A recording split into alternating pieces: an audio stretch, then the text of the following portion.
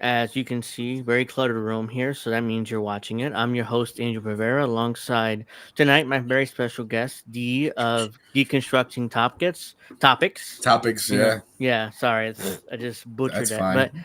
but yeah, this is your podcast, and I thank you for joining me tonight. And tell me about your Appreciate podcast a it. little bit, first of all. Yeah, absolutely. I think I did that on purpose because people are gonna get tongue twisted when they say deconstructive, Yeah, I and I'm got like, tongue. Uh yeah, and you know what I'm saying. So that's where I come. huh. That's my, I don't know if you're familiar with Freddie Prince, the comedian that passed away. Mm-hmm. Freddie Prince, Junior's Yeah. father, and he always say, "Well, that's not my job. Well, my job is to kind of like tell you it's deconstructing podcast." But just to tell you my podcast, yeah, we are, how can I say it to you? We're talking about a little bit of everything: politics, philosophy, life, all that in between. I started this podcast. As a matter of fact, a couple of months from now, it's going to be a year. So I started this podcast with that thing that, hey, listen, uh, there's a lot of information out there that our people don't know about, and we need to share. And I always got that motto that saving a mind is saving a life. And basically, that's what my podcast has been. Well, I was listening to your podcast, and it's like a little bit of everything. I was like, oh wow. Okay. Oh yeah, I'm working. I'm working on some interesting stuff. I think in the upcoming podcast, I'll be talking about Pat Tillman. If you're familiar with Pat Tillman's story, the Army Ranger that Yeah, was playing yeah. football. He played in So, the but NFL. right. So a lot of people don't know about that story because that's that story where, he goes and join. He gives up his career, millions of Mm-hmm. dollars, joins the army because he's gonna fight, whatever for freedom, and he gets bamboozled and Mm-hmm. winds up in Iraq, and then he's like, "What the hell is going on?" And I think the next thing he goes back to Afghanistan, he gets killed. The what is it? The propaganda was that he was killed by these insurgents and some weird shit like that. I apologize for my language. If no, no, no, I remember correctly, he was killed by friendly fire. Well, that's what I was gonna go at. Yeah, But the yeah. the propaganda that was used back then was that, Mm-hmm. hey, he was fighting for your freedom. They kept silent, and then unfortunately, keep in mind that Pat Tillman was a high profile person. Yeah. And I don't know if you're familiar with. I mean, I'm gonna touch on my podcast, but just to give you a little sprinkle there, is that Mm-hmm. he was targeted by Donald Rumsfeld at that time. Yeah. He And keep it was. right. So it's Mm-hmm. one of those deals where imagine this is what they did to a high profile individual. Imagine all the young kids that went out there, God forbid, that are not high profile that die in action because of friendly fire or something. We don't know. I'm just, throwing it out there. Let me try turning on my mic. Well, yeah. I Right. mean, yeah. I mean, I remember he was one of the best linebackers in the league, and he's like, "Oh yeah, let me go into the military." I was like, "Oh wow." I Well, mean, to he to to really. to, to correct you, he was a free safety. Oh, I thought he was linebacker. Okay, well, I Yeah, mean, that's all right. But he was a big guy, meaning, yeah. in his mindset, it's like, bam, bam. So he was easy to target as an athlete because he's adrenaline. Like, I need to hit somebody, I need to kill somebody, I need to do some crazy stuff. So, Yeah. you know, I mean, young kid too, young kid. Yeah, I mean, he gave up multi-million-dollar contract. I was like, "Oh wow." I mean, I was a teenager then myself, and I was like, I don't know if Right. I give up that type of money in order to serve in this war, but I was, yeah. I mean, I was a little bit older than that, than you, but it's endearing to me because, to be honest with you, that it probably was the thing because I always wanted to get into politics, and I think we'll touch that later on. yeah. Um, and I thought, okay, for some reason, I thought joining the military would have been that thing, and I guess that story's endearing because you start drinking the Kool Aid, and I Mhm. actually tried to enlist in the military, in the army, and lo and behold, I was told I was too overweight. Like, things Um, happen for a reason. I yeah. went. I actually went to the base in Fort Washington in Brooklyn. I was, Uh-huh. in my boxes and all that stuff, and I was ready. And I was like, and that would keep in mind that was when they were in Iraq. That was 2003. So 9/11 Uh-huh. happened, Yeah. And in the news, they showing these people. Unfortunately, I guess they were getting beheaded, and you Uh-huh. kind of like hype like, yo, that's what they doing to our people, But hey, things happen for a reason, for sure. Yeah, what was funny is around that age, I was 17, 18, and I was like, and they kept, no, and I was just out of high school, and they were like, Mm-hmm. oh, the military kept, every time I would go to work, there'd be some recruiter there, like, oh, yeah, come join the war. You know what I mean? You'll Right, make a lot of money and you'll do this. And, oh, yeah, you go to school. Oh, if you die, then, you get all these benefits in your family and stuff. I'm like, oh, yeah, I'm going to right, die. Like, right. like they were telling me straight up that, oh yeah, you could die in this war, but Well, but that process of the military, I think that was the original and should have been the original. Stay away from children, because basically they yeah, were all over uh, high school. And because I went to high school, I wasn't born here. I was born in Puerto Rico, but we'll touch oh, bases on that. But I went to public school here in high school, and mm-hmm, the propaganda machine. It's like, wow, you could go to get the GI Bill. I think the GI Bill or something like that. That you get money for college and all yeah, this, and yeah, I'm you gonna get. say, uh huh. No, go ahead. No, I was gonna say a lot of because I went to a small high school, one of these new high schools that popped up in the 90s.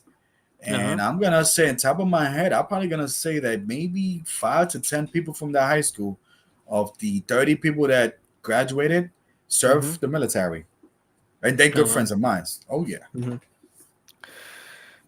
Yeah, I mean, it's people in the. I thought about serving. I was like, yeah, I mean, Mm. even if they said to me, well, and they straight up said to me, look, you'll most likely die, but at least your family get benefits. I mean, And they I were said, brutally honest. They were no, like, right. yeah, You they know were. the funny thing. So when I go to tell you how thirsty these people were, and because keep in mind this happened after 9/11, Yeah. so I was kind of a little bit, I'm in my early 20s. I'm a little bit lost in life, trying to figure Mhm. shit out. So I call the recruiter. He was like, yo, come in um, to downtown Manhattan, whatever the case might be. And then I took this test. I forgot, this test is kind of like test your IQ or something to that effect. So I'm Yeah. doing my thing. He said, you didn't score that bad. And he's looking at me and he said, maybe I could get you to this base today or something to that effect. And I remember, I kid you not, and I remember they did the measurements, and he was like, for your age, Mhm. I had a little bit chubby for your age. Yeah. So then he called his captain, and then he calls 2 or 3 other people. And then they said something, we're going to get you preparation H. And I'm like, what? Whoa, there's 4 guys talking What? about preparation H. So, right. And I'm like, oh, I can't, I guess this is the hazing and I'm not even in the military. So what it is that they told me, so you put saran wrap around your stomach with preparation Uh-huh. H. And what you Yeah. do is that actually helps to burn some type of fat or water fat. So they wanted for me to do that overnight so I could lose at least 10 pounds of Oh, water wow. weight. Yes. So I did that actually. I bought Mhm. how can I say? They told me not to eat, or they told me if you're gonna eat, make sure that there's no bread or anything like that. Yeah. So they had me, I was doing sit-ups and I was doing all that nonsense, but it was just funny how these, big Mhm. man talking about preparation nations around rapping. I'm like, shit, who's the one that's gonna, you know what I mean, do the little funny stuff there. But yeah, that's how thirsty they were looking for recruits after 9/11. Yeah, I mean, they were pretty much accepting everybody, and I'm like, Right. yeah, I was like, yeah, I'm not serving in that war. I mean, I Why would why rather. why why you well why was your mindset to wanted to join at that time? I was like, no, I mean, it wasn't. It was something that at the time I was like, I had a decent job, and I was like, yeah, I don't really need the risk or the money that badly. I mean, Right. I had a decent job, it wasn't great, Okay. but at the same time, it was like, I just graduated high school, had a good job, so I was like, yeah, I Okay. don't really need to do this. And by the time I thought to do it, it was like, there's no way I'm doing this. I mean, Right, people just right, die like left and right. It wasn't as bad as it was in Vietnam, but it was like either you would get your limbs cut off, or right, you would die, or you got PTSD because you see your friends die. So it was just like, yeah, I'm good. right. No, no. I mean, yeah. I mean, my thing was the same, but I always, for some reason, I always thought military, political career, whatever it Hmm. is, But again, that's if I survive. But I probably would have been a ranger. I probably look at me. I probably look all wild, Rambo, Puerto Rican Rambo. Be like, we don't know. I'm just saying. But everything happens for a reason. And one of Yeah. the best things that ever happened to me is that they told me or in other words, they told me I'm fat. I'm like, all right, Yeah. sure, Well, at the time, I was skinny as hell. I just skinny, no muscle, no fat, no nothing. I was right. just skinny. But Mm. now now I'm like fat. I'm overweight. But Now you're looking but good. Come on, Angel. oh, Come on. thank you. I mean, yeah. But compared to what I was 20 years ago, Right. I was much skinnier. I I, was much skinnier. So I was like, now it's like I'm not fat, but at the same time, I'm not. I've gained right. weight basically. Let's see. I think you did mention. I think one other thing, but you good. I guess because in my understanding, not to get into your person, I think you was mentioning something about some mental issues or something Yeah, to that effect. yeah, And we all, yeah. I tell you, I'll be telling you some wonderful stories. But I guess you just got to keep in mind that just don't give up. Because in this world, man, we're gonna need people like us. We're gonna need people yeah. like you. Feel me? So. Yeah, I'm bipolar, so that's what I was talking about before, like in past episodes. My dad is ex-military, had flashbacks when he got out in '82. Yeah, I mean, this is my co-host, my wrestling podcast. So, Mr. Perfect's Oh. perfect. Yeah, yeah, no, I'm familiar. I'm Hmm. familiar. It's funny Yeah. because I go to I go to the Rumble site or whatever it is, Uh and the huh. first thing was the Mr. Perfect theme, and I'm like, dun dun dun dun, and I'm like, yo, that theme was awesome. It made you feel perfect. Want to Yeah. spit the gum out and just poof. Yeah. I tell you, Uh huh. Yeah. I mean, she's my co-host, and right? we're gonna go live tomorrow 8 o'clock Eastern.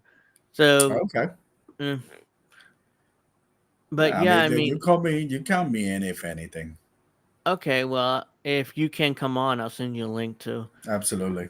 Um, my dad, sir, not that he didn't serve. He almost served in Vietnam.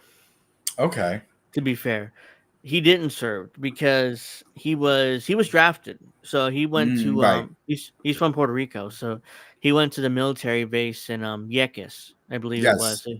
because he got drafted. So Yeah. my Yeah. grandfather dropped him off. Okay, go.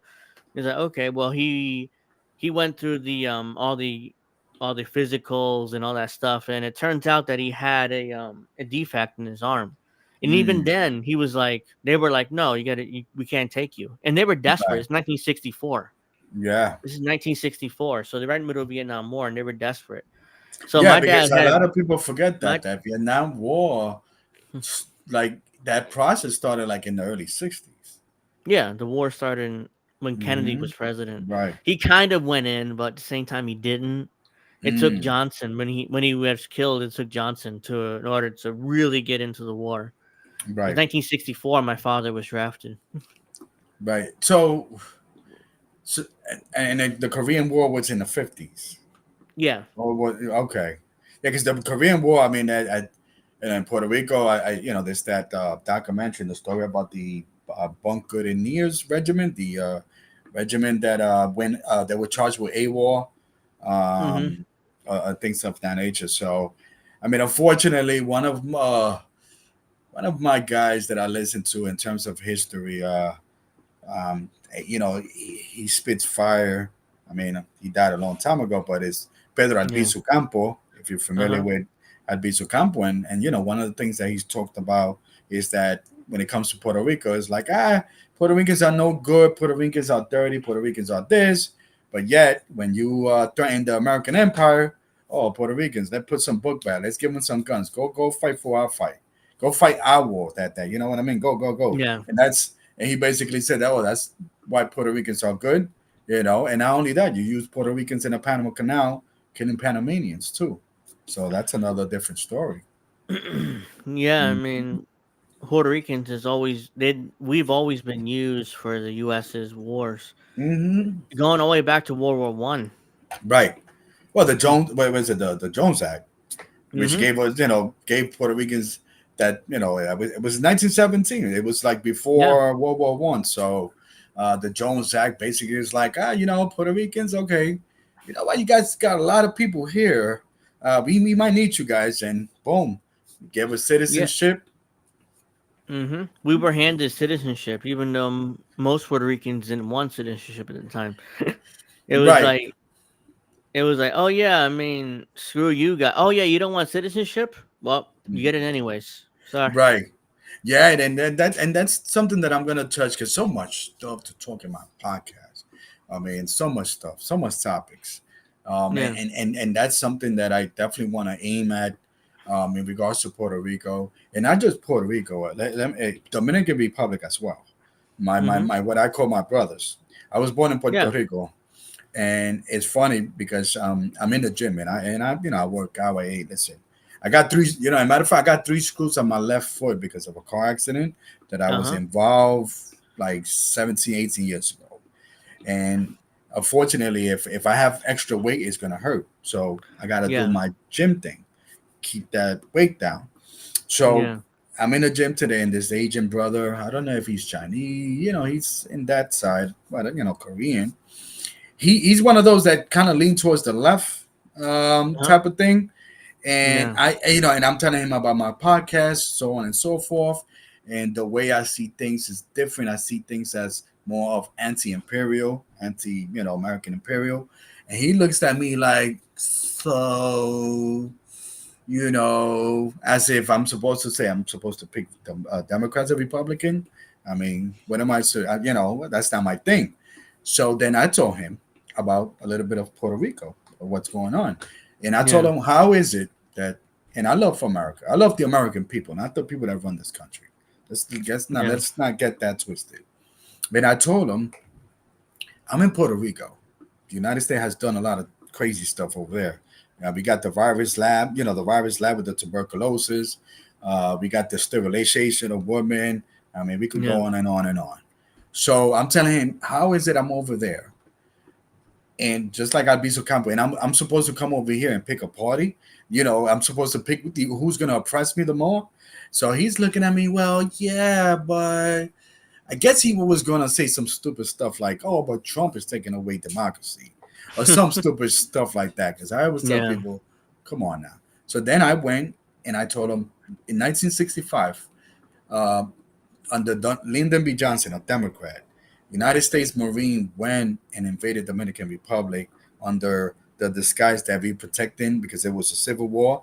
We're protecting our interests. But in reality, Dominican Republic just finished electing their Democratic president Juan Bosch. And what United States did Yeah. is help, you know what I mean? The Dominicans Yeah. kicked that dude out and put their puppet in. And he's like, and I told him, so you tell me, why am I voting for Democrat again? Because at the end of the day, guess what? If there's one thing that these two parties have done is they never said no to war. Never say no Mm. to war. Maybe you have Nope. all scattered politicians, little here, there, and there, but that's it. But Yep. never said no. So Nope. that's No one's ever said no to war in right. Washington, at least. Oh, absolutely I mean, not. if So you're, it doesn't matter what party you're in, Democrat, right, Republican. If you're in Washington, you're pro-war. I mean, you can't be absolutely. anti-war in Washington. Absolutely. And that's my thing that I tell people. It's like, um, why am I putting in power? And I hate when people bring this stuff. Oh, but Trump is going to end democracy. And what I told people is this, because I think he's part of this rules where, in my opinion, and I think I said this in Hmm. my podcast. I ask people this question: how do you get Joe Biden in office? Right?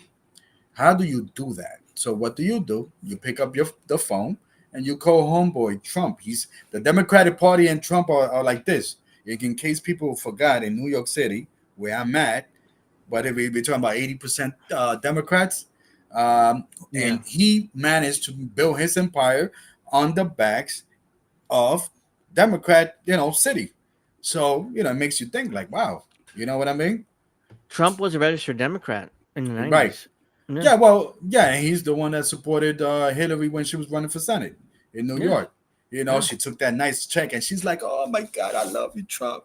I'm like, Yeah. if this guy was racist as they claimed, she would have told me something. They ain't doesn't he have a golf course in the Bronx? Don't you think that somebody would have said this guy's Yeah. racist, bigot? So he's part of this whole thing. They Oh probably yeah, call him no up. doubt. They'll probably call him up. Hey, Trump, we're gonna rig the elections for you. You're gonna win because we need Joe Biden in. So you build this guy and you create this guy and you build him as a villain. We love wrestling. Yeah. And remember, in order to have a good guy, you have to have a villain. But this Yeah. villain right here needs to be like top villain where you could love this guy, Yep. Yep. which is the good guy. And that's what I saw. And what happened? People ran to the polls. Hey, Joe Biden. That's the way they trick United States to Mm. put in Joe Biden, and you create a villain that the white liberals kind of created, and they do people. And now I tell people that's funny. So Trump's supposed to end democracy, but yet the democracy in other countries, whether it's Dominican Republic and Palestine. Hmm. So I I wonder how he's going to end democracy. I keep asking these people how. And he's like, right. he's No, going to end democracy. That's all I know. And you go, no, like, what's how? the funny thing? I was talking to one of my liberal Puerto Rican elders, and Hmm. I'm going to say this, Angel. I hate to, I take it back. I'm not gonna say I hate. One of the things I notice is this: I wouldn't want the elders to vote anyone over the age of 65, 70. Just as I wouldn't want them to be Hmm. politicians. And I Yeah. tell this, I tell this to people: if your elders, let's say whether it's your mother, your parent, whatever, your elders, they 70, would Hmm. you let them pick up the cell phone and be a victim of telemarketers and scam? They said no. So what's the difference of you doing that and letting them watch the news like the CNN, MSNBC, and Fox News? They're gonna be scammed.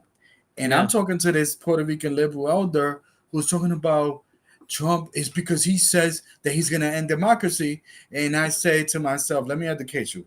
Let me educate you. Trump loves wrestling. The guy follows a script.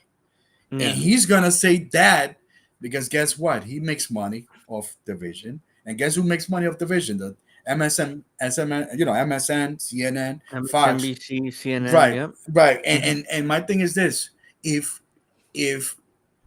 it's funny because MSNBC would be the type of people that be like, well, we don't take anything that Trump does serious. But I don't know where you take his word that he wants to end democracy serious and you give him the airtime. If you're really against Trump, then turn off the channel that gives us that airtime. That's all. Yeah. MSNBC is just, even back in 2016, especially back then, Right, they loved to air Trump speeches. And then they turn around talking about how, oh, look how horrible he is. I'm like, why? If right, he's so horrible, why you air his speeches? right, right. Hmm. And my understanding, MSNBC, you're talking about NBC. I believe it's the same network, the same people, Universal. Yeah, Uh, yeah, so where the apprentice, am I saying it right? You see, got that Puerto yeah, Rican thing going on. The yeah. Trump. apprentice. Am I saying it right, Angel? The Yeah, apprentice, yeah. right? Trump at Right. The Apprentice. Trump was a game show host. That's what he Right, was. in that universal thing, you know what I'm saying? And I'm saying to Mm-hmm. myself, when he got elected in 2016, and I was just like, oh my God, my people. And I started sharing more of Malcolm X. Um, Mm-hmm. because as a teenager, I was called the Puerto Rican Malcolm X. Oh, we'll touch on that. But Malcolm Okay. X has this interview where he goes and says, in this country, there's a war between the white liberals and the white conservative, and you're the pawn. You're that football pawn that they use. And I was Mm-hmm. telling people when I was showing that interview, I was showing people, doesn't that resonate to you now? Big time. Yeah. Big time. I'm like, no. I don't want to be a pawn in the games between white Right. people. I mean, Right. I grew up. I grew up as a Puerto Rican. You know, my parents were both Puerto Ricans, and my father, like I told you, nearly served in Vietnam. I mean, Right, if he served, I probably wouldn't be here, at least in this right, version. You know, so yeah, yeah, I mean, because most likely my father wouldn't be here because wouldn't be alive because Puerto Ricans are put in the front lines in Vietnam. And it's oh yeah, right, go in the front lines along with the black people. I mean, you'll yes, die, but at least you served your country. right. And even before, and so I was born in Puerto Rico, and I always tell people I came here illegally. People be like, "Well, wait a minute, how?" And I'm like, "What it is? I came here when if I don't know if you remember Eastern Airlines, so they were Yeah, going yeah, out of business, and I said, you know yeah. what? I think my mother just grabbed us and just snuck us into the plane, and we came here. And when I came here, I'm like, what? I think I didn't. I was 9 years old, 10. I think I didn't talk to my mother for years. I think I don't know. I was kind of like, Hmm. "Man, what happened?" We was, in the sun, and the thing about Puerto Rico is that we don't know who's a crackhead because Yeah. everybody's bathing in the sun. And I come here, I'm over here in the South Bronx, and the first thing in like the first year or so, I see Jesus over there in the corner. Yo, Papi, you got 50 cent, Papi, and I'm Hmm. like, since when I've been paying child support, like, you know what I mean? Like, what happened? So when we came here, for me was like, wow, wow. But I'm happy that I'm here though. Yeah, I mean, I was born here in New Jersey, so I was born in Mm, Camden. mm, So yeah, so 30 years ago when I was born there, I'm 37 now, so about okay. 30 plus years ago when I was born here, Camden was bad, but wasn't as bad as it Yep. was today. Yep. So it was like Yep. my aunt has a house. She has a house in Puerto Rico and one here in Camden. So when she's Okay. here, I go see her, and it's Nice. like Camden is like, hey, Papi, you have 50 cent. I'm Yeah, like, no, I don't yo, have shit. papi. I Right, have yo, shit for you. I'm papi. sorry, man. I mean, just leave me alone. There's a Yeah. crackheads around. But let me tell you something. And during Christmas time, it probably was the best time to kind of be outside because unfortunately, some of these individuals will go to the store and rob something, and Hmm. they'll whatever they rob, it could be a big boombox, and they Yeah. just run it because they got that adrenaline of whatever they took, and they'll sell it for Hmm. whatever money they need. And I'm Yeah. like the week before Christmas, you saw people outside, Uh huh. like they I like, know. okay, which Felipe is gonna come down with that TV? You know what I mean? But Yeah. that's the thing. My About 30 years ago, my stepdad, he bought my first Nintendo, my first system. He bought Mm, it off a crackhead. right. I don't know if he stole it or not. I was like 4 years I old or didn't something, damn, I but didn't want to use that word crackhead, but go ahead, well, Angel. well, to be fair, I It mean, is what it is. I he know. said it was a crackhead. That's why I was like, Well, it I'm is. using his words. It is. So it's like, oh yeah, I bought this off a crackhead. It's like, okay, I mean, can I play it? It's, oh yeah, I'm Super Mario Brothers. I mean, I fell in love with that game, but Oh, absolutely. Yeah. I mean, Nintendo was the first system for me. I remember coming to United States, right? So my mother came here before because one of my uncles unfortunately passed away, complications uh, of HIV. And we're talking mm-hmm, about the late 80s. So it was Wild Wild West. And yeah, we kind of learned because I was born and raised a Christian.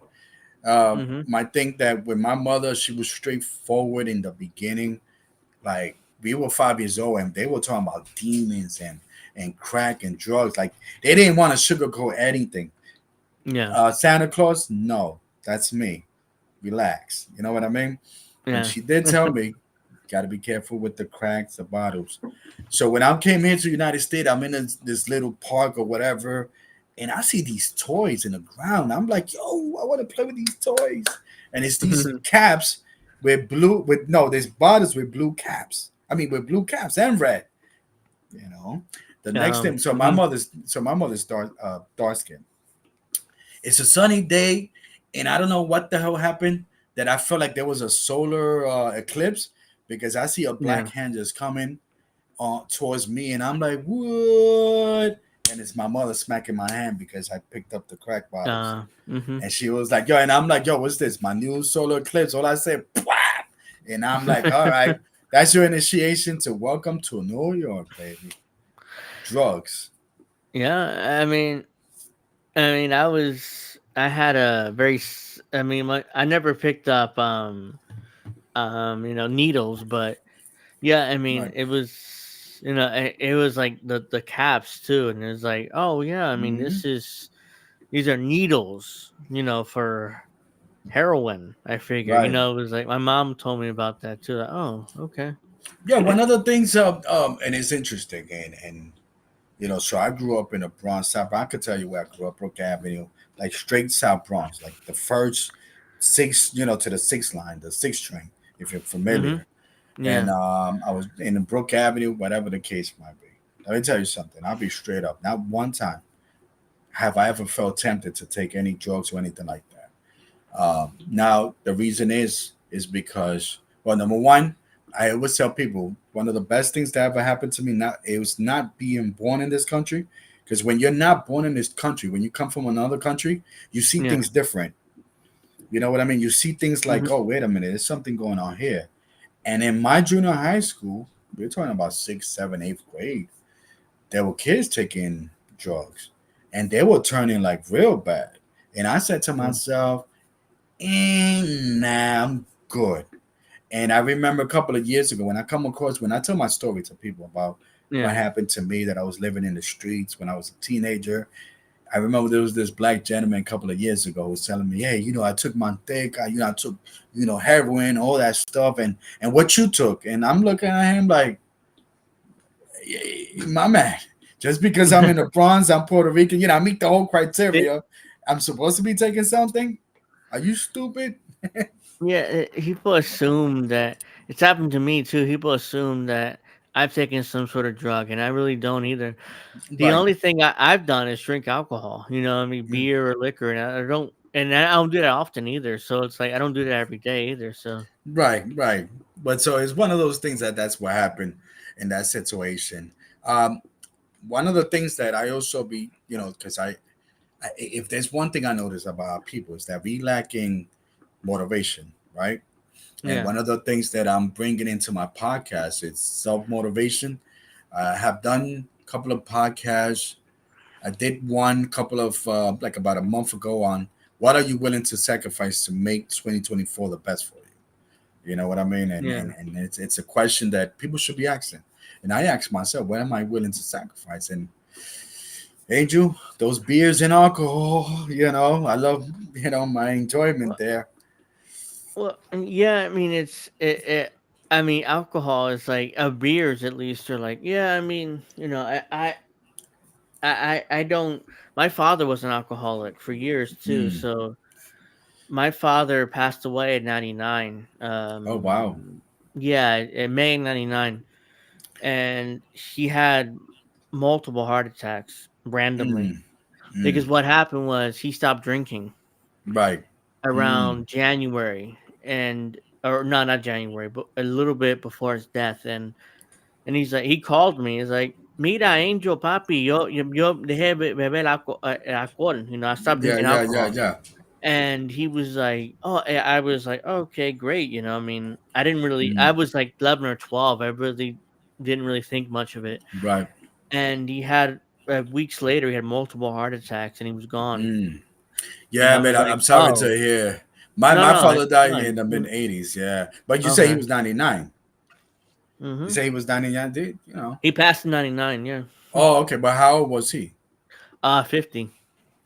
Yeah. He My just my he turned 50 a few months before his death. Yeah. got you. Yeah, my father. I believe he was in his mid 30s. Oh wow. So in Puerto Rico, and that's I guess up to no good, whatever the case might be. Yeah. I mean, it happens. I mean, that's why I want to do like self empowerment podcasts as well. Yeah. One of the podcasts that I'll be working on, if you're familiar with Kobe Bryant, Yeah. Yeah. the late great Kobe Bryant, he had this like 10 rules of life, and something to that effect. And he was always preaching that, hey, you have to work to make yourself better. You know what I'm saying? Because there's a lot of people that will depend on you. Yeah. Um, and it's one of those things that that I'm also doing those type of podcasts, but it's a little Yeah. bit of everything, a little bit. So Yeah. you do a little bit of everything, and I appreciate that. When I listened to it, I was like, oh yeah, okay. I mean, it's not just politics, but it's also philosophy and stuff like that. You know.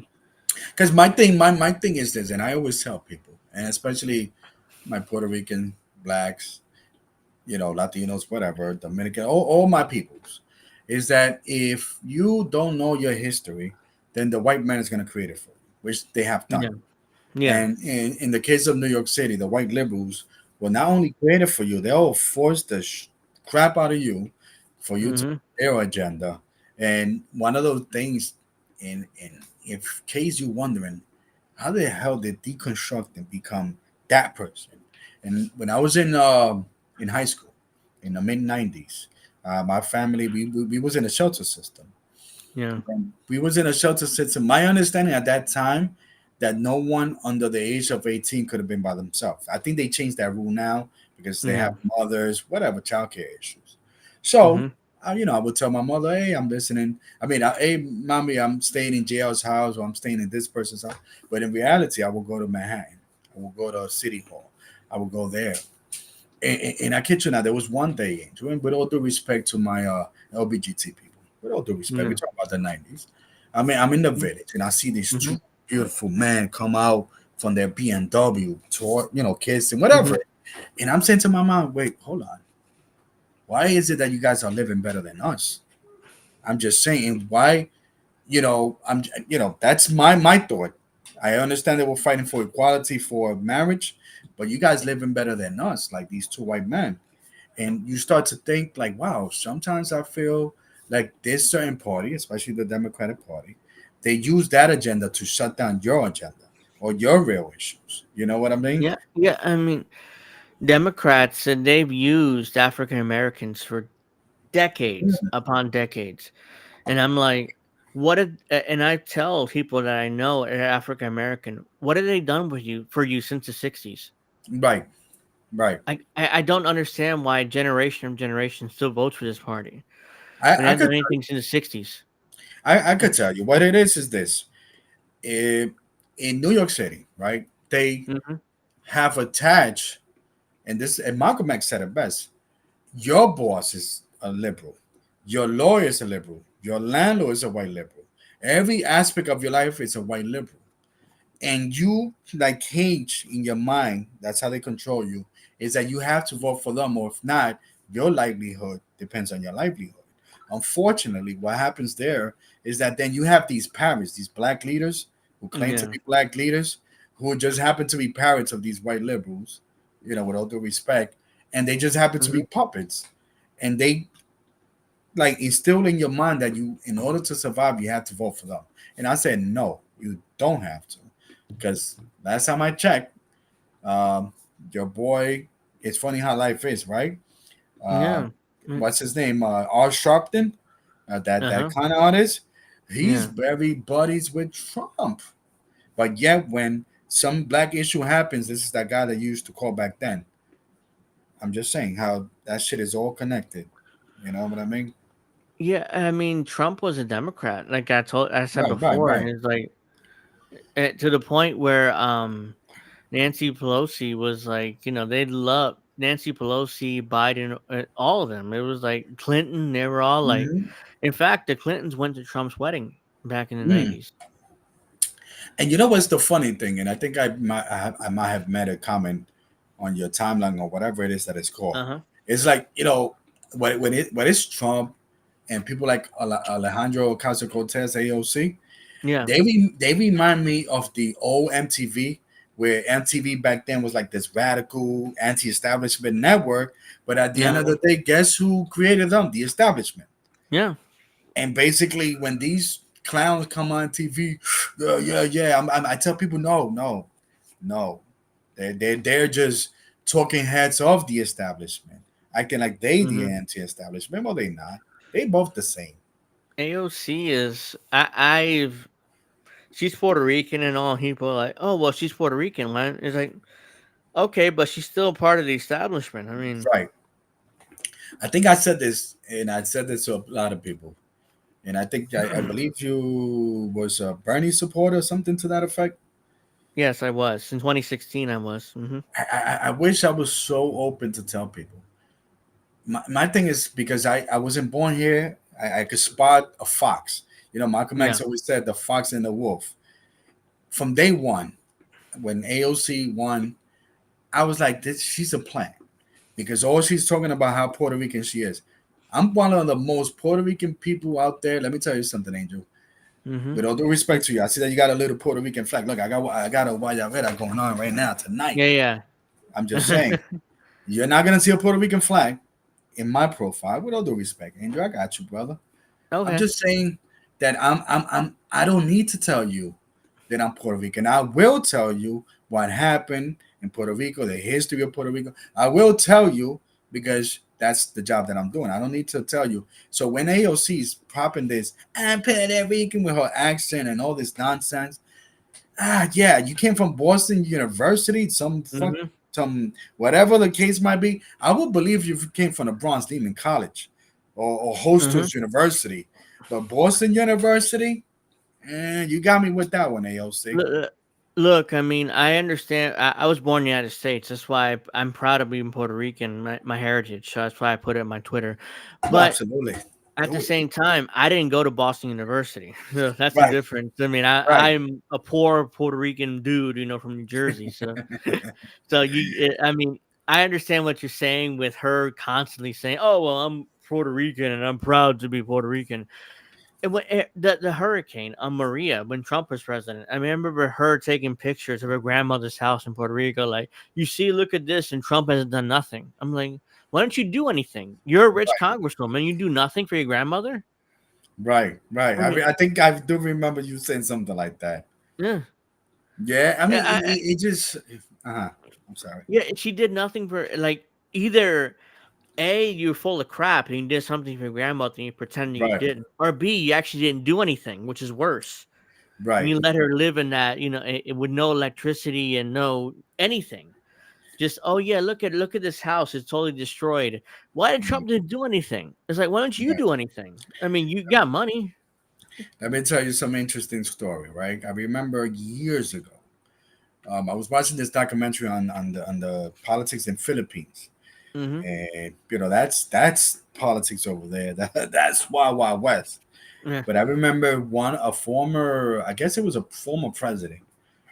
So I guess it's the guy. I forgot his name. It's the current president of Philippines at the moment. I guess he's Uh, like this fiery guy. yeah. He's very You know, Trumpian. Duarte. right, right. But she said something interesting. Is that he looks like you in terms of the common person. He acts Hmm. like you. He smells like you, but he's not you because he comes from a wealthy family. Yeah. And one of the things that I've noticed in this country is that they prop up these people to act like you, to be like you, to be sound like you. Even that's why I said this Duarte. Hmm. when right when AOC was on some I'm Puerto Rican.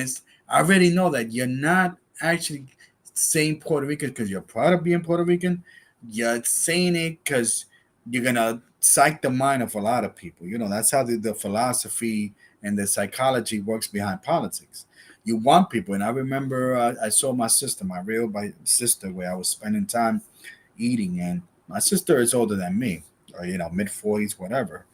And my Hmm. sister said, "Oh, we were talking about AOC." She's like, "Yeah, I could have sworn she was vocal," and I'm like, "No, she's not vocal. She's vocal because they tell her to be vocal. If she was vocal, she'll be Hmm. changing that D to an I. I will respect that. Meaning Yeah. she'll drop the Democratic, whatever party to independent. I will respect that. But she's not doing that. She's just Yeah. being a parrot. Yeah. If she ever become independent, like, okay, well, okay, well, I have some respect for her, but at the same time, it's like she's a Democrat. That's what she is. Hell, she Right. served she was an intern for Teddy Kennedy before he Yeah. passed. Yeah, so that's where she started in Washington. Right. It's like Hillary Clinton, and a lot of people don't know this. That Hillary Clinton was part of the what's Richard Nixon's impeachment process back Yeah, in yeah. yeah. So my thing with like people at AOC, the government knows what person they need to prop up at a young age. And Mm-hmm. I think that they saw that in AOC just Yeah. the same Yes. way they saw that in Hillary, where they propped this person up.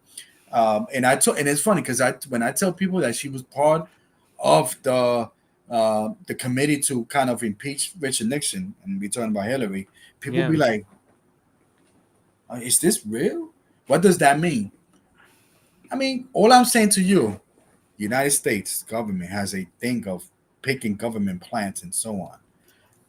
There's no such thing as a coincidence in politics. Let's just put it No. that way.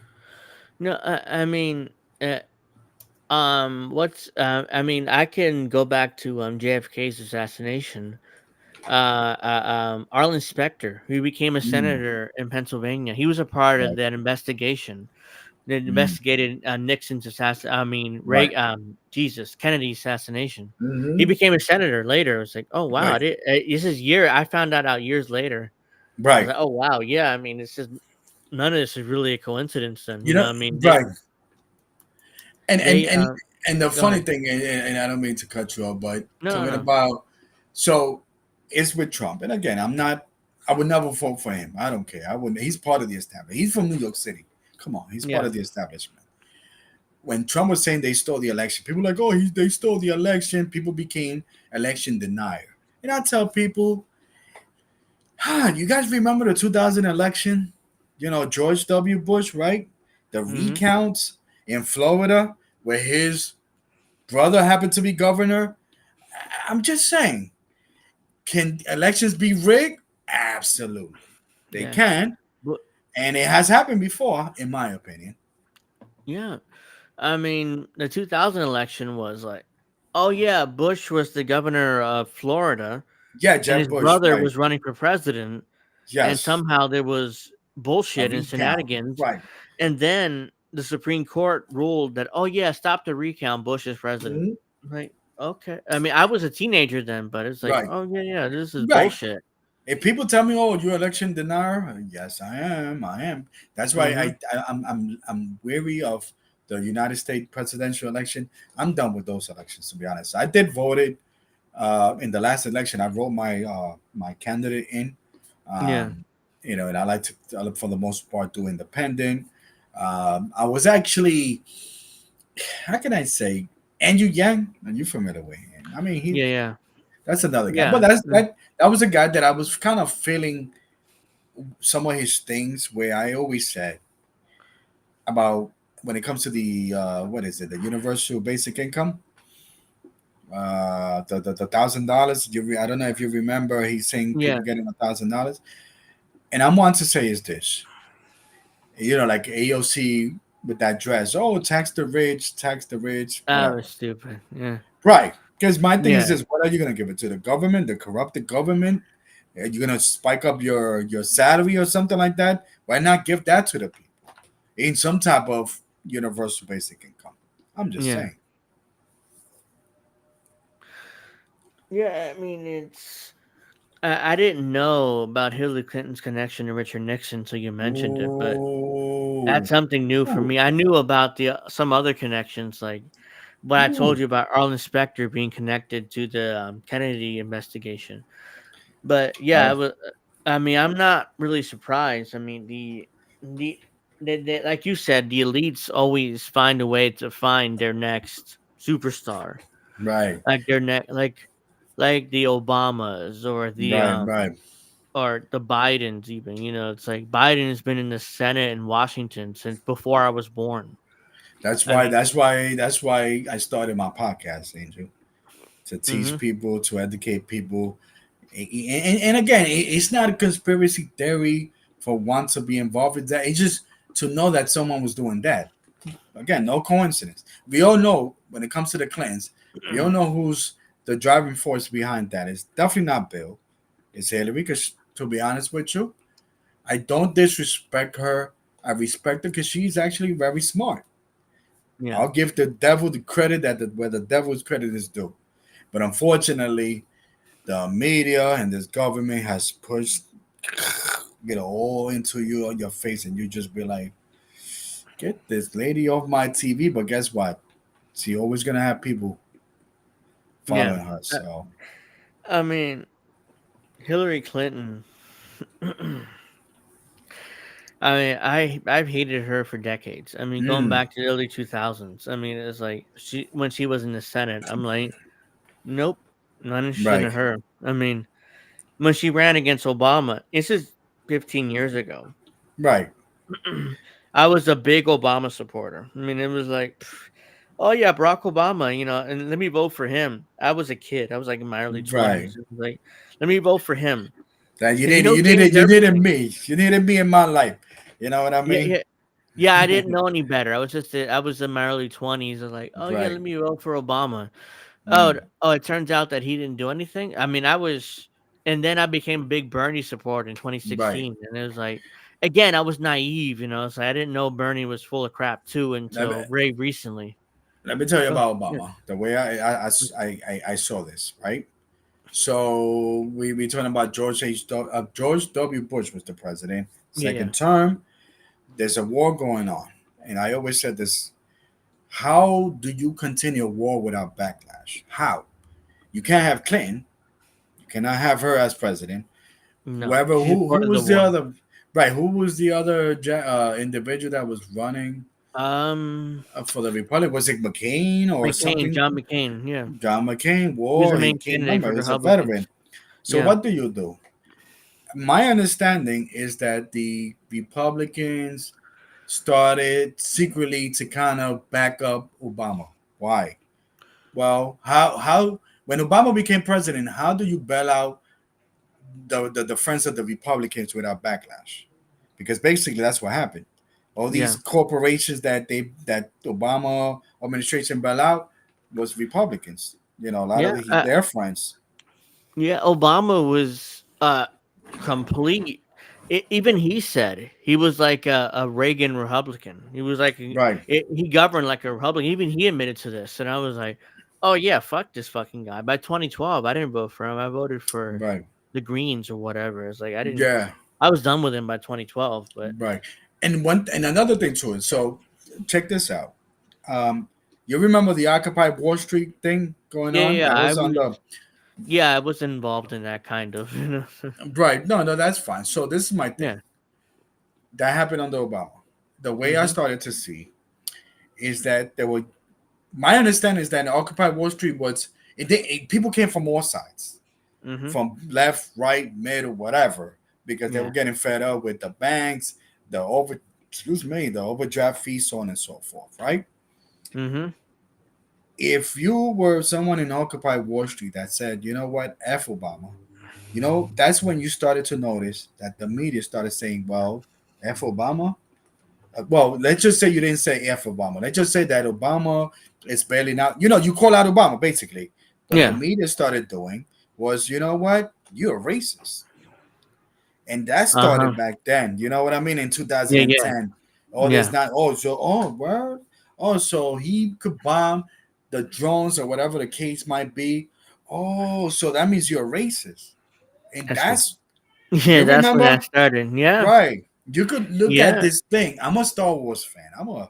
For being Puerto Rican, Star Wars is universal. Darth Vader, let's go. I'm a, Oh yeah. I'm, hey, listen. I'm not sure if you're Eh, a Star Wars fan, but I'm a yeah. Sith.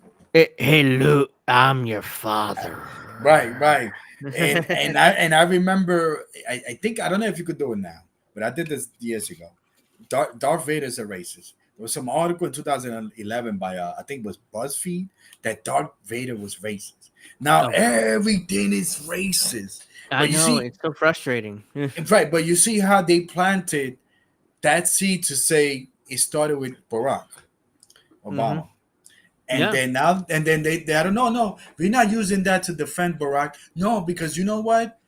There's a lot of dark black custom in Star Wars. Hello, doesn't that mean that's racist? You know, that whole Mhm. nonsense of because I always believe that the conservatives started the culture wars in the 60s. That's a whole different conversation. Yeah. And the Yeah. white liberals used it and co-opted. You know what I mean? Yeah, I mean, the conservatives back in the 60s, I mean, the the hippies and stuff. They hated them, so it was like okay, that's why Right, Nixon was elected. Part of the reason why right, Nixon was elected.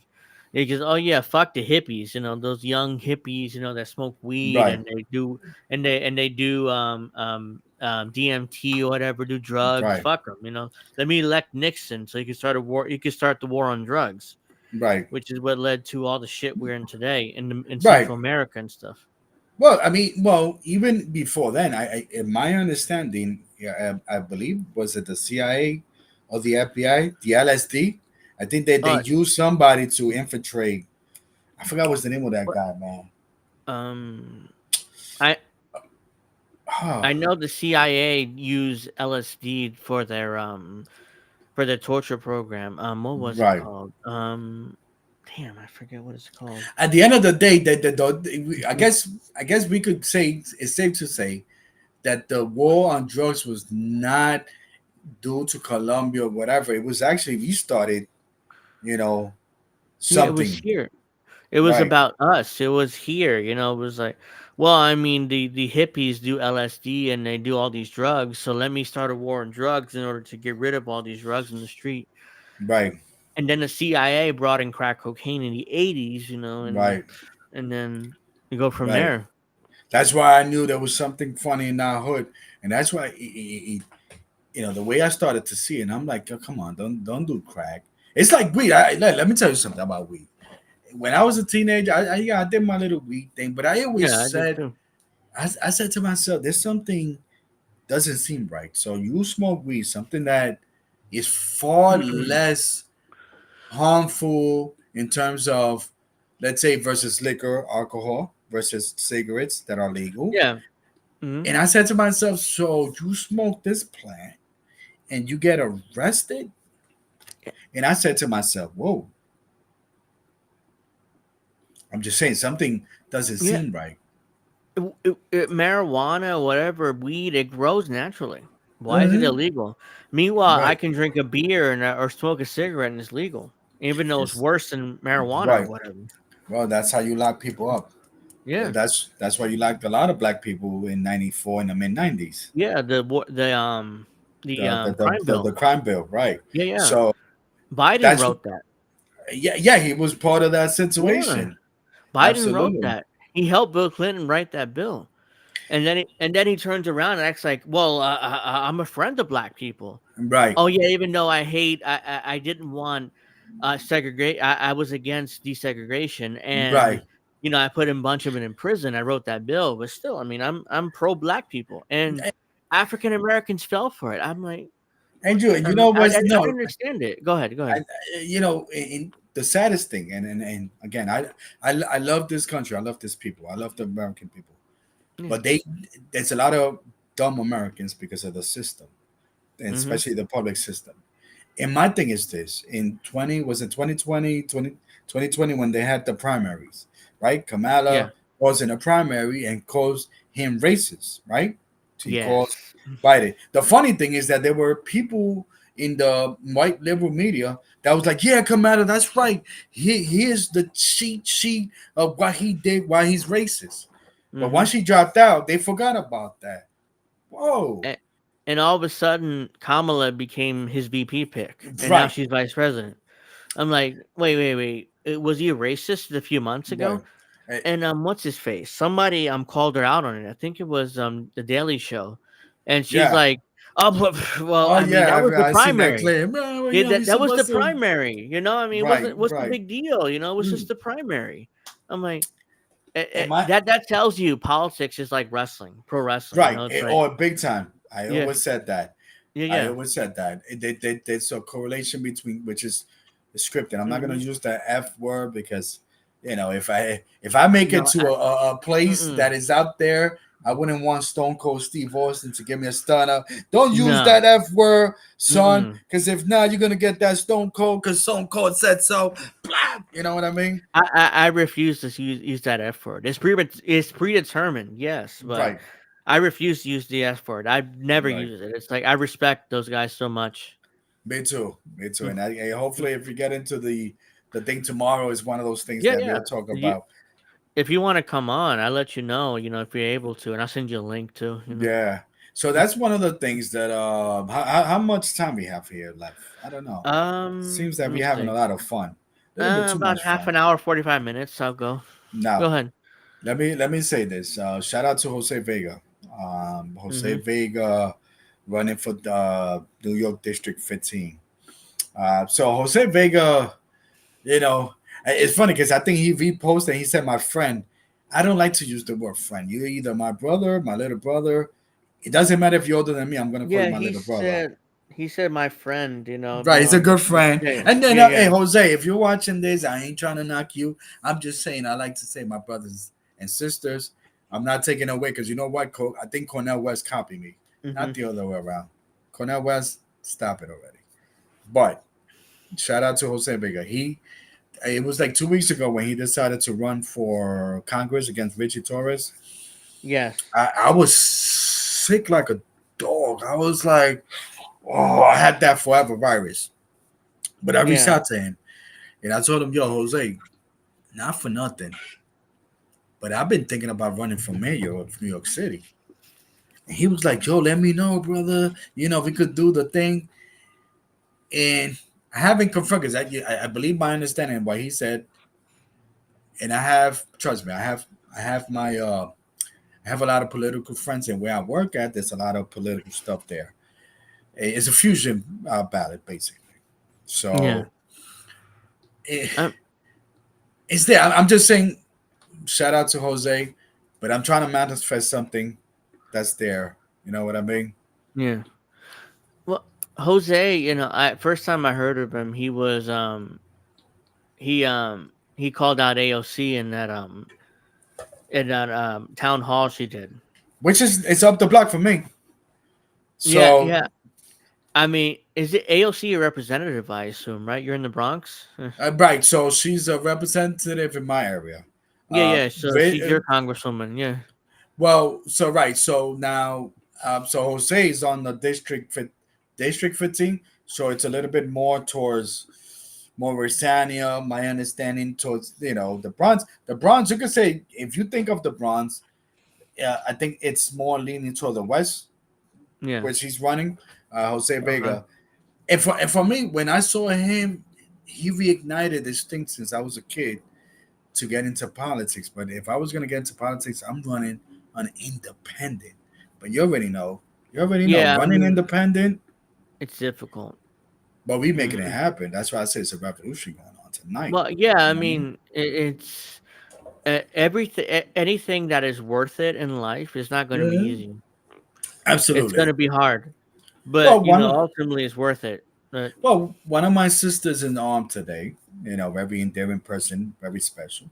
She was like, "Well, not for nothing. I respect you. I think you're one of the smartest, if not the smartest person that I ever met in my life. This is a person that's older than me that knows a lot of people." And she said, mhm. "Man, but me personally," she was like that, very dramatic, like me. Yo personalmente in Spanish, yo Uh-huh. personalmente, but you just don't start small, console. So, whatever. And it's not the first time someone has said that. And I get it. And I'm like, yeah. But I said to myself, you know what? In life, because of my car accident, I survived a car accident. I could have been dead. I know how how short life is. Tomorrow is Yeah. not guaranteed. You feel me? Um. And I said to myself, you know what? I need to tell a story because I remember when I was living in the streets in the Bronx or whatever it is that I was doing. I remember I used to see the cracks in the streets in the Bronx, and Mhm. I never when I saw those cracks, I didn't see them as physical cracks. I saw them that's the system. The system wants you to fall through that cracks and never get out. I Yeah. saw That. that. Yeah. I mean, that was the thing with me. I live in Trenton, New Jersey, which is the capital here in Hmm. New Jersey, Right, and there's a bunch of cracks here, and right, there's all these terrible. I mean, there's entire blocks here, which is hmm abandoned homes, right. and there's it's just awful here. There's a bunch. I mean, I went to I go all the time to this area there, which is nothing but homeless. Mm, And I'm like, I think to myself, that could be me. If it's just right, one or two different things, I'm could be here, just sitting right. here. I'm grateful just to be able to do this and, have my small apartment. I'm grateful. So like Right. it's I could be out here right now freezing my Mhm. ass off. So I'm grateful just to be able to do this show and have internet. Right. No, no, absolutely. And Yeah. that's my thing. When I saw these cracks, I'm like, nah, I'm not gonna fall to that. Because those cracks Hmm. are meant to be on purpose. They could fix it, Yeah. but they're not gonna fix it. No. Because unfortunately in New York, if you go on disability, they're only gonna pay you 170 a week if you're working. 170 a week, even in the 90s, was nothing. You know what I mean? No. Yeah. Yeah. I know. Yeah. So I said to Even myself, boom. here in New Jersey, I mean, 170 a week is a joke. I mean, you can't even rent an apartment here for Right. 170. I mean, I believe New Jersey's disability, the payment's a little bit higher than New Yeah. Yeah. York, It but is. still, It if is you're here. living in New Yeah. York City, that's pennies. I know it's So nothing in New York City. Yeah. right, I think my understanding they're gonna try to change it and up, but whatever the case might be. And when I said that, I was like, you know what, I'm not gonna fall into to these things. So I just said to myself, I have there's a couple of people that said, yo, David, you're an inspiration. How the hell did you survive what you went through? I tell people my story. I was working on a book as well. There's a lot of things that I want to do. But I said to myself, you know what? There's a story that needs to be told for every, because D stand for David. My name is David. I was Yeah. named after the Goliath David from the Yeah. scriptures. So that Hmm. means that I'm the underdog. So basically, I said to myself, listen, we got to make things happen. We have, for every David, there's 20, 30 other people that are gonna, how can I say, fall through that crack. So we need the most biggest platform that we could get. Not only because I share my story, because I always said, and I told you early, Hmm. saving a mind and saving a life for sure. Yeah. So I mean, my name, Angel. My mother wanted to name me Jesus after the oh, God. that's right, So my father name is Angel too. So right, he's like, no, name me and name him Angel, my son. After me. So mm, eventually, the agreement was made. I would be named Angel Jesus. right, okay, My middle name is Jesus, but I don't use right, it. But right, it's right. middle name. So Yeah, so that's what the D stand for in terms of deconstructing topics. Is D actually? My name is David. So it's one of those things that I said to myself, you know what? Why not? Why not? And Jose Vega has kind of reignited that thing because, to be honest with you, I love politics. I love talking about politics. I do too. You know. I spent years talking about politics on Twitter Hmm. until Indy and for INN and stuff would tell me, "Oh, you should start making content." I was like, I was Okay. scared to death. I wouldn't Wow. do it for years until recently, until like a couple of years ago. I was Right. convinced to join INN, and I'm here today doing this Right. show. I'm like, well, how am I? I'm amazed that I'm doing this, even have an audience, but Right. and then now, I'm doing other podcasts like wrestling podcasts and stuff. So Right. I love it. I can't get enough of doing this. I'm glad that Indy convinced me, but yeah, Yeah. No. Absolutely. yeah, Because my thing with politics in Puerto Rico, politics. Wow. yeah, Wow. I mean, even if we go to celebrate kids, first year, the party will end up with policy, and it's more of the status of Puerto Rico, whether it's the independence, whether it's hmm, statehood, or just leave it at is. Again, that's another conversation. That's different that conversation. But in Puerto Rico politics and all that, I mean, you could be married and end up in politics. When I came to the United States and as I got older, especially when I was a teenager, I had these white. Oh, you know what's funny? I had a white teacher. I can't say white. Okay, he was Irish American, and hmm, he used to call me El Che, which is Che Guevara. yeah, yeah, And the thing is that I had this thing of we need to unite as people. We yeah, need to do something as people. I just came off staying from the streets, and I always said about the streets. I didn't grow up in the streets. The streets adopted me because the streets needed somebody like me, and I needed the streets to learn. So it's one of yeah, those deals where I'm saying to myself, he started calling me, and then I had this teacher who called me the Puerto Rican Malcolm X. Oh wow. And yeah, so after that, I was like, you know what? I got to get into politics. I got to educate people. You know what I Yeah. mean? Yeah. I mean, I wasn't never like a. I wasn't. I was into politics, but I was never called like like a Malcolm X or anything. But I was. I always loved talking about it. I mean, if you go back to my Twitter account, the Uh one you follow me on, I went from an Obama supporter to a Bernie supporter, what I am today. I right. mean, I was like, I started this Twitter account back in 2009, and Mm, I mean, I went from being Obama to Bernie to what I am today, which I'm right. proud of. I mean, you go back to my old tweets, and it's like I was a liberal, a standard, like Right. Democrat, and I look back at that today, and I'm like, oh wow. I mean, I'm embarrassed that what I would Right. think, but now I'm proud of that because I'm like, look, this is where I was, Right. my 20s, and today at 37, this is where I'm at, and Mm, I'm proud of that. I mean, I've changed as a man, as an individual, and I'm proud of that. I mean, right. I was never, I wasn't always the revolutionary that I am now, but I'm proud of where I'm at. So if you want to go back and make fun of me for my past tweets, go ahead. I don't care. But I was wrong then. Now, No, today I was right. Go ahead. no, no. I mean, that's one of the things that I teach about that. A lot of people, a lot of Americans that are born here, they are malnourished of education in terms of history, in terms of this. Mm-hmm. So that's why I could understand that at a young age you lean towards this because Mm-hmm. my understanding, a lot of these, how can I say, college institutions, university, they lean towards that. Yes. You know what one of the most interesting I always said about those college institutions? That college institution is probably one of the most anti-unions institution because they frown upon people that want to be garbage pickers or clean toilets and all that.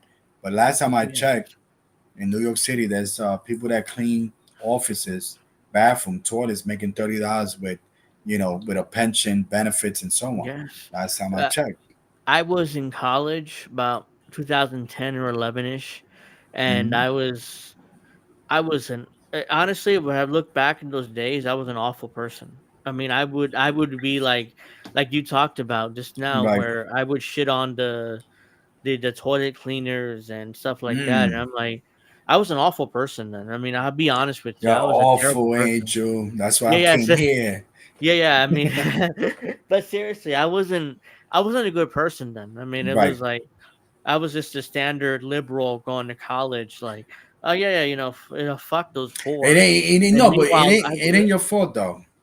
It ain't your go ahead, fault. Let yeah. me tell you something, because I was in my last year of high school.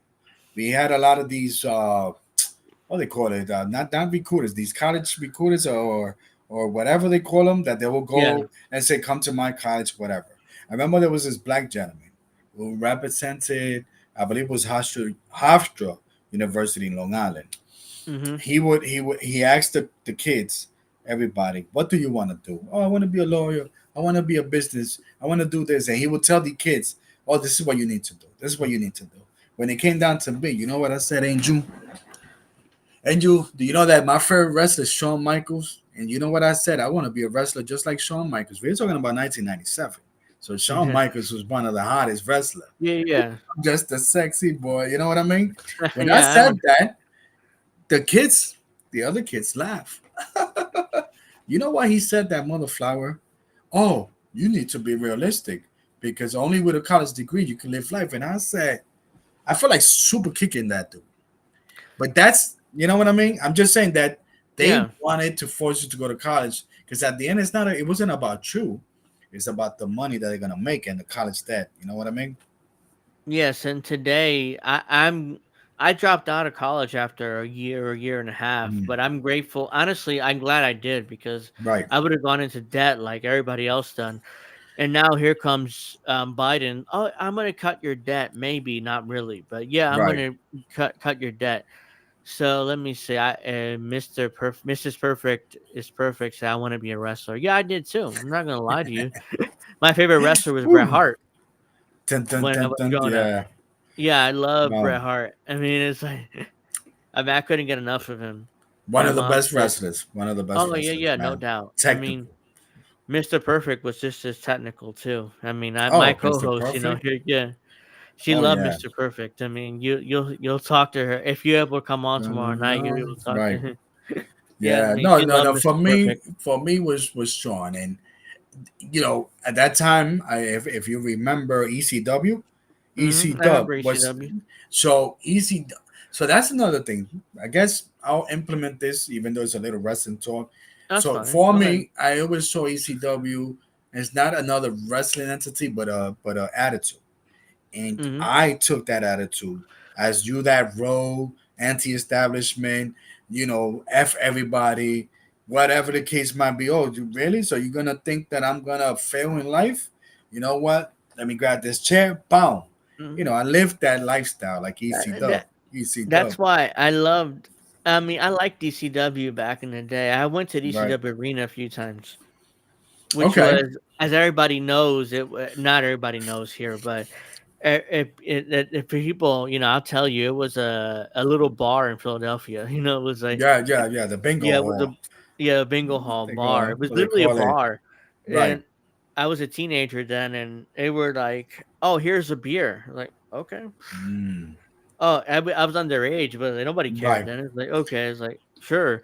But yeah, I mean, I was there a few times with my older cousins, and I was like, I Right. loved it. I was like, I couldn't get enough of it then. Yeah, so for me, that's ECW was like that thing for me. Like, okay, it was that lifestyle. So once I graduated high school, I'm like, I didn't go to college because I said to myself, not everybody, and I always say, college is not for Mhm. everybody.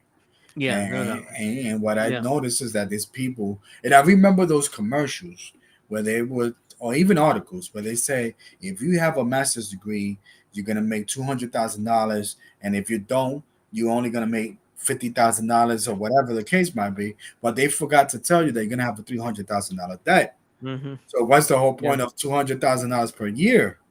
No. You know, That's why everything happens for a reason. That's happened to you with the military. You talked about earlier. It right, was like when I dropped out of college, I refused to take out loans.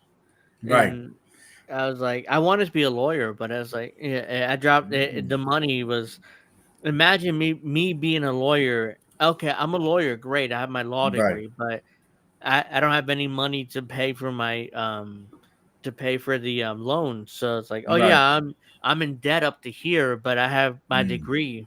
It's meaningless. Right, and that's when I started to notice there's Mm. something odd about the college system and whatever. Look, and it's funny because I don't want to contradict myself because I do love college football. I'm a big fan of college football. I've been in a Yeah. couple of college football games, but even then in college football, yeah, you do offer free scholarship, free education, but at the same time, you really put money on college football to increase your enrollment. You know what I mean? Yeah. To say, oh, look at this school, we won national championship. So Yeah. I mean, what's where I'm looking for? I watch college sports, but it's like I don't really care about it too much. It's more right, like I was like, oh yeah, I mean, college football and stuff. right, I'm a professional football. I'm a Giants fan. I'm a Yankees fan, and me too. so yeah, I like New York sports basically. I'm a Right, New York sports fan. But my sports is baseball. That's number one right. sport. So I was I a love Mets baseball. fan, man. I was a Mets fan when I came to this country. Uh The huh. Mets was one of the hottest teams. Obviously, they won the World Series in '86. Uh huh. Darryl Strawberry was my favorite baseball player. Oh, But Daryl won multiple World Series with the Yankees in the right, '90s. right. Yeah, But yeah, we talking about when he was with the Mets. yeah, So I yeah. Mhm. remember that the Mets did not re-sign him, so he went to LA, and that's when I was like, eh. So what I started to do because I'm in the Bronx, I started going to Yankee Stadium, and I Uh started huh. collecting the autographs. And once I started getting close to these baseball players, I guess I became a big Yankee fan. The rest is history. Yeah. I even went. I even went to the 2009 World Series. I went to Game Six. Last time that we won the Um. World Series, I was there Yeah. when Pedro Martinez was pitching against Phillies. Yes. Yes. I Then remember that. then and I wasn't mhm, there in person, but I was right. watching it at home. I was like, oh, Oh my yeah, goodness! I was like, Pedro. let's go. Pedro was done by 2009, Right, and it was right, done. I mean, he was decent, but by the time in 2009, it was like, nah. The right. Yankees dominated him, and they handed him his with whole Pedro Martinez. Some oh, the Yankees are my daddies. That was years before, but Yeah, but it before applied right. then. Yeah. Well, when we was in a stadium, there was people was like, "Who's your daddy?" And I think Hmm. that came off. I believe it was Hideki Matsui to say the home run. I think Yeah. Hideki had like Matsui five was RBIs. yeah, Hmm. it's the World Series MVP that year. Yeah, so Hmm. it was one of those things, and the Yankees. I guess that's another different topic in itself. But the Yankees, I love the Yankees. I'm a big Giants fan. I'm a big football fan. Yeah, I Football to love. me, hmm I I grew up a Giants fan in the early '90s with Michael Strahan. I mean, right? I was so happy when he won that Super Bowl in 2008 or nine. Yeah. I mean, Eli Manning was a hero to me because he finally got Michael Strahan that ring that he deserved so much. Well, because when I started going to school here, public school, Hmm. they were happy with the other kids, the bilingual class, as that they would Yeah, call it. Until the when I got to the sixth grade, my understanding at middle school they wouldn't have budget, so they didn't have a Spanish teacher. So they yeah, put me with the regular kids, the English speaking kids, and there yeah. was a lot of black kids. And it was the first time that I've had black friends, and they put me into football. And that was in 1990. So the Giants won the Super Bowl that year. Yeah. That's when they had Buffalo, and that was the famous Whitney Houston, Mhm. anthem, that propaganda in the Super Bowl, Yeah, with the jets because flying, you because the know. first Gulf War started then. Right, right. So I remember that. They went to Iraq the first time. Yeah, yeah, Hmm. invaded Iraq. It was off that. Remember that fake story with the girl from Kuwait that Yes. she said, "Oh my goodness," a It, lot of it, people don't know that. yeah, it turns out that that girl was a daughter of a Kuwaiti ambassador, and Hmm. she pretended like, oh yeah, the Saddam Hussein's military was stomping babies' heads and bullshit like Right, that. And so that was bullshit. It was just right. lies to get us into that war. Well, I mean, it was similar, and I said this in one of my podcasts. It's similar to what happened in the situation with Israel and the Palestine. And Mhm. again, all I'm saying, look, yeah, Hamas, but I tell people, let me tell you something. Um, After World War II, when Israel started going after these Nazis, they Mhm. pinpoint these Nazis to know where they were at. If there was a fly that will go from Palestine to Israel, it will get shut down. I don't know where you're gonna tell me. I don't know where that Hamas shot rockets. Then you didn't know, right? And I Yeah. don't know where you decided to go. Not go after Hamas pinpoint, the terrorists, whatever you want to call them. No, you went after the whole Palestine. And I said to myself, wait a minute, these are the people that could find a needle in a haystack in the Nazis after World War Yeah. II by the Mossad, but you're gonna Mhm. tell me that your intelligence in October 7th wasn't working or whatever the case might be. I'm just Yeah, saying. it just it doesn't make any sense to me. Right, It was like, yeah, I mean, the bottom line is this. I mean, Palestine, yeah, I mean, Hamas, you can call them terrorists all you want, right, but ultimately, they're doing whatever it takes to protect their people, right. which is the Palestinians, which is the Arabs. Mm-hmm. I mean, imagine for a second if here in the United States we were attacked by the Right. Chinese, the Russians, or whatever, and they occupied us. Let's say in this Mm-hmm. example, and we and all of us and certain amount of Americans that said, let's say the conservatives with guns, we'll start shooting at the Russians, the Chinese, and try to get them out of our territory. Right. Are they terrorists or are they freedom fighters? Right.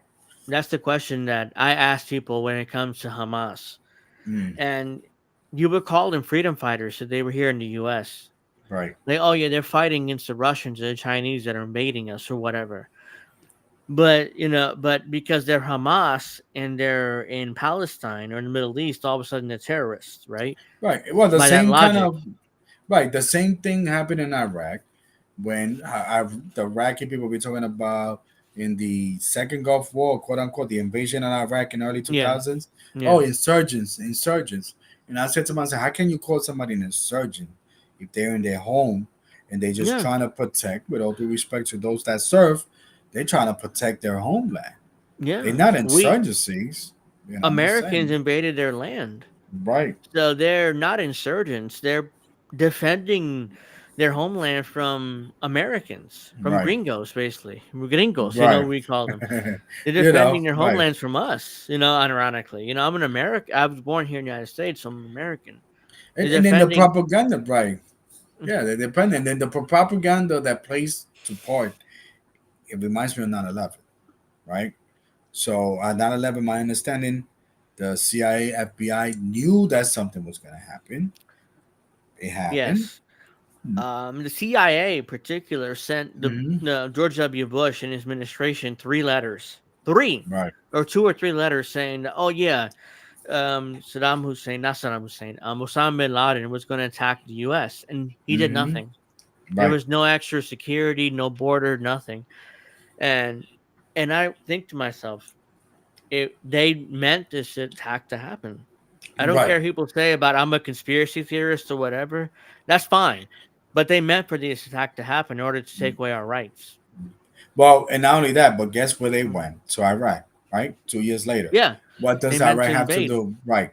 And what happened there? Again, this is where I go back to the 2000 elections. Well, the 2000 elections were rigged or stolen? Absolutely. I'm just using common sense here.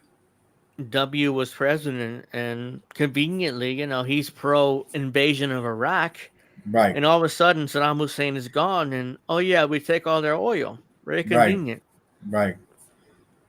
So that's my thing with that situation. So when this situation would happen, I just told people, look, American propaganda. We could go all the way from 1898, when the Spanish American War, when the Hmm. press in the United States said, oh, the Spanish blew up a ship in Cuba, so we Oh need to go yes, after to that come out was that it was not true. no, that was convenient lie. Right, In order right, for the United States to take over Puerto Rico, Cuba, all those islands there, right, because it was all Spanish islands. right, And people were, I remember somebody telling me, "You're Puerto Rican. You're so white." I'm white. I'm so white that it's like, oh yeah, but I'm sure that I have Spanish blood in me from Spain. right. That's why I'm so white. Yeah. I mean, you go back in my family tree, I'm sure there's some white slave owning, Spanish people in Spain.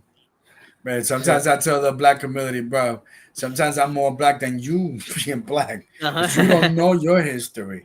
You don't know about Malcolm X or anything like that. Well, no, I do not know. Am I supposed to know him? Yes, you're supposed to. You know what Yeah, I mean? because Malcolm X, I mean, the only reason why Martin Luther King was so listened to by our government is because of Malcolm X, Mm, because he was so much more militant. right, He's willing to be so much more violent than Martin Luther King. So it's like, oh yeah, yeah. I mean, Martin Luther King, great, right? Martin Luther King Day, right? I mean, he wasn't violent, peaceful, right, peaceful right, protests. I mean, that's what Martin Luther King did, and we right. listened to him because Hmm. Malcolm X was willing to be violent. That's the reason why And people they forget both about that. right. And when let's just say that the real Martin Luther King, when his real speeches started coming out and so on, that's when they both got whitewashed, both of them, Hmm. so that it could fit the mainstream media. I think Miss Yeah. what is it, Mr. Perfect, Mrs. Perfect? How Uh do you huh. say we all free in Spanish? Todos estamos libres. Todos Let's go. estamos libres. Yeah. I Let's mean, go. I'm glad.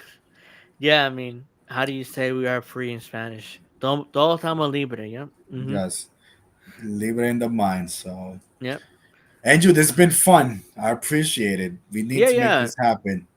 Yeah, I mean, I'm glad you reached out to me and Right, said, "Oh, do you have a guest?" I was gonna do a show. I was like, "Oh, I'm not doing a show this week." And as like right. you reached out to me this morning, I was like, "Oh yeah, yeah, of course." And I apologize to you, but I forgot about you, and I meant to have you on and reach out to Right. you, but That's fine. I was like, and you reached out to me, he's like, "Oh yeah, I'm meaning to have him on," and Hmm. for reasons, I haven't reached out to you. I'm glad you reached out to me, man. I No, want to thank everything you for happens coming a on. reason. Yeah, yeah, yeah. Absolutely no. Everything, look, everything happens for a reason. And what I'm saying that, yo, the revolution, Jose Vega, myself, Mm-hmm. you, and all Yeah. the independent, oh, we taking over. We taking over. That's for sure. Yeah, I mean, Latino voters or what? I mean, we're a powerful bloc now, Right. I mean, we decide elections now. It's like, Well, because we don't lean towards our side. no, And no, no, definitely. unfortunately, that's what happens to the black community. That's Yeah. why the black community is where it's And, at, and you before know. we wrap up, I'll say this. I mean, I don't want to come across as like racist, but at the Mm, same time, it's like, oh well, black people. Why do you keep voting for Democrats? I mean, it's mm-hmm. like Latinos don't are not a monolith, and we don't. We're like most of us vote for Democrats, yes, but it's Right, like 50% or 60. right, Black people vote 90% Democrat, and it's like, right. and it's finally starting to change. It seems like with there's like 50% African Americans saying screw Biden. Finally, Right. Because I at the end mean, of the day, what it is that it's these uh, so-called leaders that they put in front of these black neighborhoods or black communities. They're not leaders. They parrots, and they no, mimic and they part of the establishment. they're parrots for the white man. Right. And Right. again, I ironically, I understand that I'm just as white as they are, but still, I Right. mean, I'm a white man, technically, but still, I mean, I'm not as white.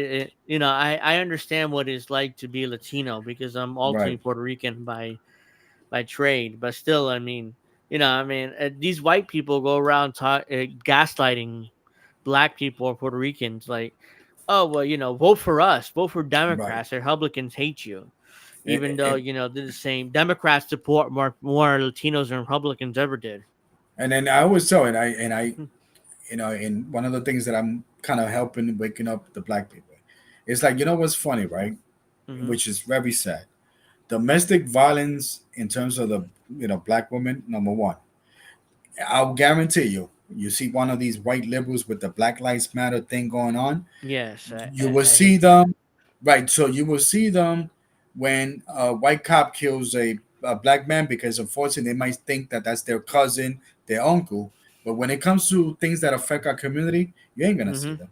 You ain't gonna see them marching nowhere when it comes to things that affect our, whether it's domestic violence or whether it's poverty, whether it's feeding the kids. You ain't gonna see them nowhere near, unless if it hurts their bottom line. Yeah, white. I mean, ultimately, white people don't. I mean, all they are is virtue signalers. I mean, they don't Right, care about Puerto Ricans or blacks or anything. Our plight, whatever our plight is, they right, don't care as long as they'll care when it's politically convenient. Like right, now during election year, right, they need our vote to reelect Biden. Even though I would never vote for Joe Biden, but they need our vote in order to elect Joe Biden. So it's like, oh yeah, we care about you now. Please vote for Joe Biden. Or vote for the Democrat, whoever Democrat is, and for the election. But I mean, unfortunately, like Malcolm X said, a lot of these black communities, they're surrounded by these certain people. Your boss, your lawyer, your landlord is white liberal, your hmm co-workers are white liberal. Everybody's white liberal, and you yeah, got that mentality. You got that what they would call the house Negro and the plant Negro. Your mentality is that yes, boss. Oh, I guess I'll be kicked out if I think different. We need hmm to stop that, and we need to stop I that like soon. I always that kind of reminds me, and I always tell Hmm. people this. It's like Samuel L. Jackson in that movie, when he's yes, massa, yes, whatever you Right. say, massa, Diango. yeah, the Django Unchained. That's what it is. Right. Yeah, I forgot the movie name until you mentioned it, Hmm. but with a Quentin Tarantino movie. It's like ever always, like the house black person. I was Right, gonna say the N word, but you get what I'm saying. I'm on right, YouTube. I can't say the N word, but right. Oh, yeah, I didn't yeah, use the yeah, N word. I used the other N yeah, word. yeah. Yeah, I mean, he's the house black person, so but yeah, it's like, are you really gonna be a house and black person or what? I mean, come Right, on. right. And that's when I'm Mhm. again. That's where I'm at. But unfortunately, once you see black people rise up to be independent, then you start throwing them with the wait a minute, the pronouns, the you have to fight this now, you have to do this. And unfortunately, in order to survive to New York City, there's one way to survive in New York City for a lot of these individuals is to brown nose, bootlick. That's why Yeah. it's a big And issue. me personally, I would never really do that. I Right, mean, it's like that's why I don't get the views that other YouTubers get, but I'm fine with right, it. I'll build my audience. I have a small loyal audience here. My chat is right. so I'll take that. Eventually I'll build up my audience, but I'm not going to be a suck up. No, we making it happen. So at the end of the Yeah. day, everybody, that's my deconstructing topics. I'm in every platform, Apple Podcasts, Yeah. Spotify, whatever the case might be. I think you did a great job at sending the links, so I appreciate it. I'm Yeah, on that's YouTube all as in well. the description box below. All your links are Right. there. So, So check out his podcast. I think I'm gonna have you back on in future so we talk about other topics. But oh, we talking about everything. Let's get it. hopefully Woo-hoo. we have you on tomorrow for the wrestling podcast. Well, I mean, I'm sure Mister Perfect is perfect. My co-host would love to have you on. Right, a little. We need a little balance with politics. Why not Yeah, with yeah. wrestling? So I say, Because why not?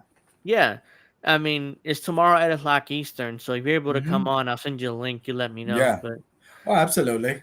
I think most likely I'm getting on because I guess we are ready. We are getting ready for WrestleMania as well coming up.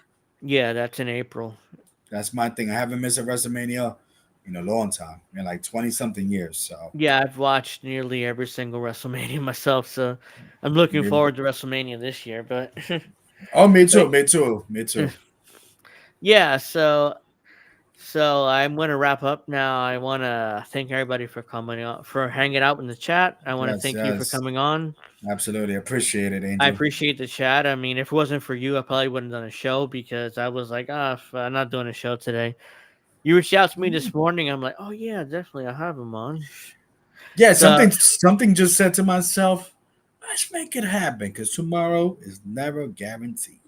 yeah, I mean, that's why I was like, oh, I mean, I we meaning to have you on for a while, but I never got around to it, and I forgot about you, and I'm glad you reached out to me. So it was like, No problem, Angel. so I want to thank you for reaching out for me and having coming on the show tonight, taking time, I appreciate it. and I hope to see you tomorrow, maybe for wrestling Absolutely. talk.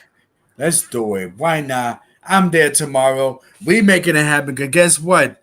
We're gonna make it too sweet. Let's get it NWO for life. for life. I'm out of here, brother. Peace All out. right. Well, I'm thank out. you everybody for coming on, and I'll see you guys next week for a new guest. So I'll see you guys next week with a new guest, and peace out. Have a nice weekend, everybody. I'll see you guys tomorrow for Pro Wrestling Talk, 8 Eastern, 5 Pacific. Thank you, and have a good night.